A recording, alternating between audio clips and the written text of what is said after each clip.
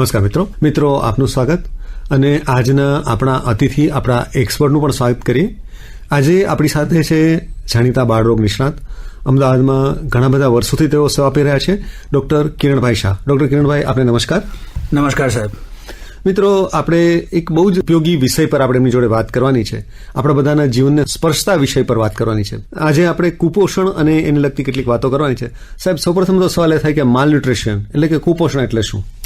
બહુ બેઝિક પ્રશ્ન છે અને માલન્યુટ્રિશન એ બે શબ્દથી બનેલો છે, જેમાં ન્યુટ્રિશન એટલે પોષણ થાય અને માલ એટલે અયોગ્ય, જે ફ્રેન્ચ લેંગ્વેજમાંથી લેવામાં આવ્યું છે. એનો અર્થ એવું થાય કે અયોગ્ય પોષણ, અને એ બંને દિશા તરફ આપણે વિચારવું પડે. એક તરફ ન્યુટ્રિશન ઓછું હોવાથી કુપોષણ થાય અને બીજી તરફ ન્યુટ્રિશન વધારે હોવાથી મેદસ્વીપણું અથવા સ્થૂળતા અથવા ઓબેસિટી કહી શકાય, એ તરફ શરીર જાય. તો મેદસ્વીપણું તો ઓબેસિટીને આપણે કઈ રીતે વ્યાખ્યાયિત કરી શકીએ? કોને આપણે કહી શકીએ કે આ મેદસ્વીપણું છે, આ મેદસ્વીપણું નથી? એ જાણવા માટે BMI, જે સૌથી સારું પરિમાણ છે, BMI બોડી માસ ઇન્ડેક્સ, એટલે કે શરીરનો વિકાસ ઊંચાઈની સરખામણીમાં વજન હોવું જોઈએ એ પ્રમાણે હોય.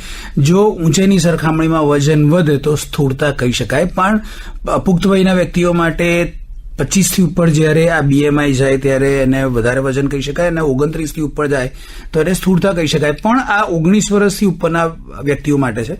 બાળકોમાં આજ તમારે જોવું હોય તો BMI 23 થી ઉપર એટલે વધારે વજન, અને 27 થી ઉપર એટલે મેદસ્વીપણું કહી શકાય. પણ ઇન્ડિયન એકેડેમી ઓફ પીડિયાટ્રિકે જે ગ્રોથ ચાર્ટ રિલીઝ કર્યા છે, જે ઇન્ટરનેટ ઉપર આસાનીથી ઉપલબ્ધ છે, તમે એનો ઉપયોગ કરી અને જાણી શકો કે ખરેખર મેદસ્વીપણું છે કે કેમ. પણ સાદી ભાષામાં કહીએ તો જો બાળક જે ક્લાસમાં ભણે છે એ ક્લાસમાં 50 બાળકો હોય તો એમાંથી સૌથી વધારે વજનવાળા 5 બાળકો જે હોય એ કદાચ ઓબીસ હોઈ શકે. એમાં તમારું બાળક હોય તો તમારે સ્ક્રીનિંગ કરવું પડે, ગ્રોથ ચાર્ટ જોવો જોઈએ. અચ્છા, હવે તો એને માટે કયા કારણો જવાબદાર છે? બે પ્રકારના કારણો જવાબદાર છે. એક જેને એક્ઝોજીનસ કહેવાય, જે શરીરની બહારના કારણો, અને બીજું એન્ડોજીનસ. એન્ડોજીનસ એટલે શરીરની અંદર રહેલી તકલીફો, જેમ કે થાઇરોઇડની તકલીફ હોય તો પેરાથાઇરોઇડ હોર્મોનની તકલીફ હોય તો કુશિંગ સિન્ડ્રોમ ઘણા વ્યક્તિઓમાં દવાઓને કારણે થતું હોય છે. પણ આવા કેસ માત્ર 2% છે. જે સૌથી વધારે ચિંતાજનક વિષય છે એ એક્ઝોજીનસ એટલે શરીરને બહારના કારણો, જે 98% બાળકો અથવા વ્યક્તિઓમાં જવાબદાર છે તે. અને એમાં છેલ્લા 2 દાયકામાં જે આપણી જીવનશૈલીમાં પરિવર્તન આવ્યું એને કારણે આ થાય છે. મુખ્યત્વે ખોરાકમાં જે ફેરફાર આવ્યો છે, જંક ફૂડ અને પીણાનો ઉપયોગ આપણે વધારે કરવા માંડ્યા છે, શારીરિક કસરતનો અભાવ અને મોબાઈલ અને સ્ક્રીનનો ઉપયોગ વધ્યો. આ મુખ્ય કારણો છે, મુખ્ય પરિબળો છે. બરોબર. હવે સાહેબ, આપણે આ સંદર્ભમાં વધારે વાત કરીએ. આ સ્થૂળતાથી છુટકારો મેળવવાની આપણે વાત કરીએ, પણ એ પહેલા તો ઓબેસિટીથી કઈ તકલીફો, કેવા પ્રકારની તકલીફો થઈ શકે એની વાત આપ મને કહો. એટલે ભગવાને જયારે આપણું શરીર બનાવ્યું ત્યારે ઊંચાઈની સરખામણીમાં વજન અને એ પ્રમાણે બધા અંગોની ક્ષમતા મૂકી છે. જો વજન વધે તો પછી બધા અંગો પર તકલીફ થવાની છે, અને પગથી માથા સુધી દરેક અંગને અસર કરે. હૃદય પર અસર કરે, જેનું પમ્પિંગ ઓછું થાય અથવા તો હાર્ટ ફેલિયર તરફ જઈ શકે, ફેફસામાં અસ્થમા અથવા તો COPD જેવા બીમારી થઈ શકે. મણકા અને ઢીચણ ઉપર પર અસર થાય, કારણ દરેક ક્ષણે દરેક ઘડીએ એ હાડકાને વધારે વજન સાથે કામ કરવાનું છે. આમ પગથી માથા સુધી દરેક અંગને અસર કરે. ખાસ શારીરિક સ્વાસ્થ્યની સાથે સાથે માનસિક સ્વાસ્થ્ય પણ અસર પામે. કારણ જે વ્યક્તિનું વજન વધારે છે, અને આપણે સાદી ભાષામાં ઘણા તમે સાંભળતા હશો જાડીઓ કહીને બોલાવે, એટલે એ બાળકમાં લઘુતા ગ્રંથિ અથવા તો ઇન્ફિરિયોરિટી કોમ્પ્લેક્સ લાવે, અને જેનાથી ડિપ્રેશન અથવા બીજા માનસિક સ્વાસ્થ્યના તકલીફો થઈ શકે. બરોબર. હવે એનાથી છુટકારો મેળવવાની વાત આપણે પણ કરીએ તો કઈ રીતે છુટકારો? કારણ કે કોઈને પણ કોઈ પણ પ્રકારની તકલીફ ન ગમે, એ કુપોષણથી થતી હોય કે આપણે જેને કહેવાય કે વધારે પડતા પોષણથી થતી તકલીફ હોય, તો કઈ રીતે આમાંથી આપણે છુટકારો મેળવી શકીએ? એટલે મૂળભૂત સમસ્યાના મૂળભૂત કારણો સમજો તો સમાધાન તમને આરામથી મળે. આપણે ઓબેસિટીમાં જોયું કે સૌથી પહેલું છે જીવનશૈલીમાં ફેરફાર, જેમાં જંક ફૂડ આપણે જે કહીએ, જે બેકરીમાં મળતી વસ્તુઓ છે અથવા તો આસાનીથી બની શકે, fast food, pizza, sandwich, burger, એ, અને જે શુગરી ડ્રિંક કહેવાય, જે કોલ્ડ ડ્રિંક મળે છે તે, અથવા તો પેકેજ ડ્રિંક્સ મળે છે જેમાં શુગરની માત્રા બહુ વધારે છે, આનો ઉપયોગ વધ્યો છે, જેના કારણે ઓબેસિટી થાય. એ સિવાય કોવિડમાં, લોકડાઉનમાં બધા આપણે ઘરમાં પુરાઈ રહ્યા હતા અને શારીરિક શ્રમ ઓછો થઈ ગયો છે અને છેલ્લા એક દાયકામાં મેદાન પણ ઉપલબ્ધ નથી, એટલે બાળકો યુવાનો બહાર નથી રમી શકતા, એટલે એ લોકોની જે આઉટડોર એક્ટિવિટીઝ હતી એ પણ ક્યાંક ને ક્યાંક ઘટી છે. તો એ વધારવી પડે, આપણે ખોરાકને કાબુમાં રાખવો પડે, અને જે હમણાં ડિજિટલાઇઝેશનના પગલે આપણે બધી ડિવાઇસીસનો ઉપયોગ કરીએ છીએ એનો પણ ઉપયોગ આપણે ટાળવો જોઈએ. અને જો આસાનીથી યાદ રાખવું હોય તો એક અંક યાદ રાખો, 5 દૂની 10 એટલે 5210.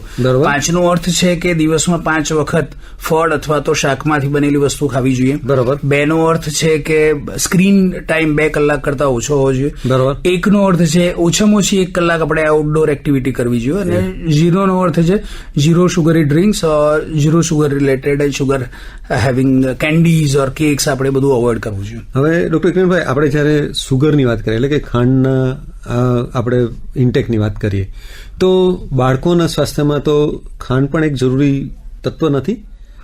એ જરૂરી તત્વ છે, પણ ભગવાને એટલી સરસ રચના કરી છે કે કુદરતી રૂપે જે બને છે એ બધામાં ખાંડ છે. ફોર એક્ઝામ્પલ, તમે ચોખા કાચા ચાવો તો પણ થોડાક મીઠા લાગે, ઘઉં ચાવો, બાજરી ચાવો તો પણ મીઠા લાગે. એટલે અદ્રશ્ય સ્વરૂપમાં આપણા શરીરમાં શુગર જાય જ છે. દૂધ પીશો તો એમાં પણ થોડી ઘણી માત્રામાં તો જશે જ, અને એ તો આપણે ગુજરાતીઓ ઉમેરીએ છીએ. બાકી તમે મરાઠી કે મહારાષ્ટ્રના લોકો અથવા તો રાજસ્થાનના લોકો, પંજાબના લોકો જુઓ, એ લોકો ક્યાં દાળ શાકમાં ગોળનો ખાંડનો ઉપયોગ નથી કરતા. એટલે આપણે પણ એ ઉપયોગ ટાળવાનો છે. બરોબર. હવે આપણે શારીરિક પ્રવૃત્તિ ઉપર આપણે થોડી વાત આપણે કરીએ તો વજન ઘટાડવું હોય, આપણું વજન વધી ગયું હોય તો કસરતમાં તો શું છે, કઈક રીતે આપણે શારીરિક પ્રવૃત્તિને આપણા જીવનમાં સામેલ કરી શકીએ, એ બધું આપ મને જણાવો. એટલે કસરત માટેનું જે વર્લ્ડ હેલ્થ ઓર્ગેનાઇઝેશન માર્ગદર્શન આપે છે એ પ્રમાણે રોજનું 30 થી 60 મિનિટ આઉટડોર એક્ટિવિટી હોવી જોઈએ. અને કસરત એટલે શરીરને શ્રમ આપવાના આશયથી કરેલી શારીરિક પ્રવૃત્તિ. એટલે એ 30 થી 45 મિનિટ રોજની, અઠવાડિયામાં 5 દિવસ અને 12 માંથી 10 મહિના આ નિત્યક્રમ જાળવવો જોઈએ, અથવા તો આપણા દૈનિક જીવનમાં આનો એક જગ્યા હોવી જ જોઈએ. એ હોય, શક્ય હોય તો સવારના સમયે કરો, નહીં તો દિવસના કોઈ પણ ભાગમાં. પણ એરોબિક, એનોરોબિક, એરોબિકમાં રનિંગ આવે, જોગિંગ આવે, સ્વિમિંગ આવે, અને એનારોબિક એટલે આપણે જીમમાં જે કસરત કરીએ છીએ તે. એટલે આમાંની કોઈ પણ શારીરિક પ્રવૃત્તિ કરવી જ જોઈએ, તો જ આપણું વજન અને સ્વાસ્થ્ય સારું રહી શકે. અચ્છા, હવે એ દોડવું છે, ચાલવું છે, સ્વિમિંગ કરવું, એમાંથી આપની દ્રષ્ટિએ સૌથી વધારે સારી કઈ પ્રવૃત્તિ છે? એટલે દરેક કસરતના અમુક ફાયદા છે અને અમુક નુકસાન છે, પણ તમારે કઈ કસરત કરો છો એના નીતિ નિયમો જાણવા પડે. ફોર એક્ઝામ્પલ, જે આઈડિયલ પ્રોટોકોલ છે એમાં એરોબિક એનારોબિકનું મિક્સચર જોઈએ. એટલે આપણે જે જીમમાં કરાવે છે તે કે એક દિવસ સ્ટ્રેન્થ થાય અને એક દિવસ કાર્ડિયો થાય. જેમાં કાર્ડિયોમાં તમને ટ્રેડમિલ પર ચલાવે અથવા તો સાયકલ ચલાવે, તમે આઉટડોર એક્ટિવિટીઝ કરી શકો, સ્વિમિંગ કરી શકો, તે એરોબિકમાં આવે. અને ઓલ્ટરનેટ ડે તમારે વજન ઉંચકી અને સ્ટ્રેન્થની એક્સરસાઇઝ કરવી પડે, જેથી સ્નાયુનો જથ્થો પણ રહે, અને એ સ્નાયુનો જથ્થો વધારે હોય તો એ આપણા શરીરની મેટાબોલિઝમને મૂળભૂત સ્વરૂપમાં રાખે અથવા યોગ્ય સ્તરે રાખે, જેથી વજન ન વધે. એટલે it is a mixture of it. પણ કોઈ પણ કસરત જો ન કરતા હોય તો કોઈ પણ કસરત શરૂ કરો તે અગત્યનું છે. અચ્છા, હવે એક શબ્દ હું વારંવાર સાંભળતો આવું છું તો વાંચતો પણ આવું છું, ક્રેશ ડાયટ. એ શું છે? ક્રેશ ડાયટ જે હમણાં નવું આવ્યું છે તે તમે ઘણી જગ્યાએ સોશિયલ મીડિયા પર અથવા તો હોર્ડિંગમાં ક્યાંક વાંચતા હોય કે 1 મહિનામાં 5 કિલો વજન ઘટાડો કે 2 મહિનામાં 15 કિલો વજન ઘટાડો. એ ક્રેશ ડાયટમાં એ લોકો મુખ્યત્વે અનાજ અને કઠોળ આપણા ખોરાકમાંથી કાઢી અને એની જગ્યાએ વેજીટેબલ અને ફ્રૂટ ઉપર રહેવાનું કે. પણ એ ક્રેશ ડાયટ શરીરની દ્રષ્ટિએ હાનિકારક છે, કારણ વજન ઘટાડવું હોય તો પણ એક વૈજ્ઞાનિક રીત છે. તમારે 1 મહિનાનું 1.5-2 કિલોથી વજન ન ઘટાડવું જોઈએ અને પ્રયત્ન લાંબો હોવો જોઈએ. એટલે ક્રેશ ડાયટ એટલે આ ફાસ્ટ ફૂડ જેવું છે, જેટલું જલ્દી બને એમાં એટલું પોષણ ઓછું. એવી રીતે જલ્દી વજન ઘટાડવા જશો તો ક્યાંક ને ક્યાંક તમારા શરીરને નુકસાન તો કરશે જ. અને એ ક્રેશ ડાયટમાં મુખ્યત્વે અમને ડોક્ટરોનો જે કન્સર્ન હોય છે અથવા અમને જે ચિંતા હોય છે એ પોષક તત્વોનો, વિટામિન્સનો, મિનરલ્સનો અભાવ થાય, પ્રોટીનનો અભાવ થાય, એના લીધે હાડકા અને સ્નાયુ નબળા પડે, તે અમને ચિંતા હોય છે. એટલે બીજી પણ તકલીફો ઉભી થઈ શકે. આપણે જેને કહેવાય ને કે એક તકલીફ તમે દૂર કરવા જાઓ પણ બીજી તકલીફ આવી જાય. અચ્છા ડોક્ટર કિરણભાઈ, આપણે જયારે ઓબેસિટીની એટલે કે સ્થૂળતાની વાત કરીએ ત્યારે ઘરના સભ્યોની ભૂમિકા પણ મહત્વની હોય, તો એ શું હોય ભૂમિકા? એ ઘરના સભ્યોની ભૂમિકા સૌથી અગત્યની છે, કારણ વજન વધારવાનું છે અથવા સ્થૂળતા સામે લડવાનું છે. લડાઈ આપણે 1 થી 2 વર્ષ કરવાની છે, જેમાં ખોરાકમાં ફેરફાર કરવાનો છે, કસરત કરવાની છે. એટલે ઘરના સભ્યોની જવાબદારીમાં પહેલી આવે કે સતત પ્રોત્સાહન આપવું. બરોબર. બીજું એ આવે કે જે પણ ખોરાકમાં બદલાવ કરવા છે, ધારો કે આપણે જંક ફૂડ નથી ખાવા અથવા તો શુગરી ડ્રિંક નથી લેવા, તો માત્ર એક બાળક માટે અથવા એક વ્યક્તિ માટે એ ફેરફાર ન હોવા જોઈએ.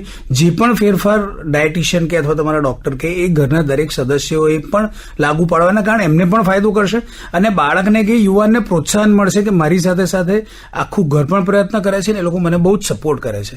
અને આ વસ્તુ એવી અઘરી છે કે 3 મહિના 4 મહિના 5 મહિના સતત પ્રયત્ન કર્યા પછી શરીરમાં થોડા ઘણા અંશે ફેરફાર દેખાય.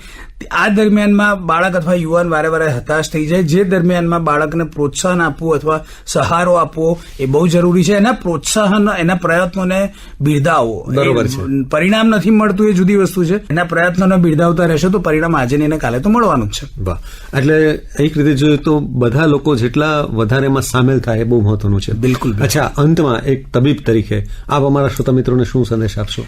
ઘરનું રાંધેલું જ ખાવું. આપણો જે જૂનો ખોરાક છે, રોટલી શાક દાળ ભાત, અજાણે જ આપણને નથી ખબર પણ દુનિયાનો સર્વશ્રેષ્ઠ ખોરાક એ જ છે રોટલી શાક દાળ ભાત, જેમાં કાર્બોદિત પદાર્થો 60-65%, પ્રોટીન 20-25%, ફેટ 15-20% આવે, એ જ લેવો.